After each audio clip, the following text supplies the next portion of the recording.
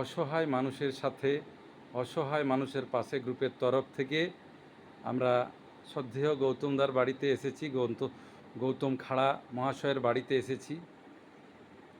তার বয়স্কা মা, স্ত্রী, বছর পাঁচেকের শিশু সন্তান এবং শয্যাশায়ী বাবা বাড়িতে আছেন।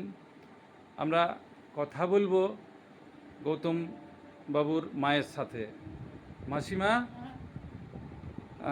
আপনার ছেলের চিকিৎসা এখন মুম্বাইয়ে চলছে? মুম্বাইয়ে চলছে। চিন্তা করবেন না, আমরা আছি। আপনারা হচ্ছে যে সবাই আমার ছেলের আরোগ্য কামনা করুন। আমি ওইটাই চাই। আমার স্বামী তো অসুস্থ হয়ে আজ 5 বছর পড়ে রয়েছে। এখন উঠা বসা কিছু করতে পারছে না। আমি ছেলের জন্য এইটুকু অনুরোধ করছি যে আপনারা সবাই আমার ছেলের পাশে থাকুন। দিদি, আপনি কিছু?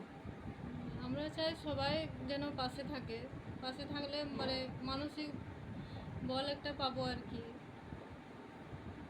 শুনলেন গৌতমদার স্ত্রী এবং মায়ের কথা।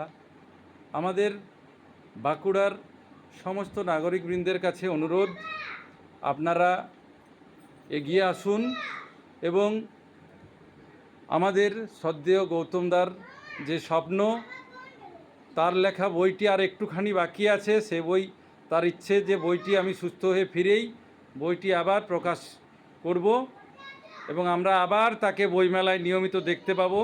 তিনি দ্রুত সুস্থ হয়ে ফিরুক। আপনারা আসুন এবং তার পাশে থাকুন। ধন্যবাদ।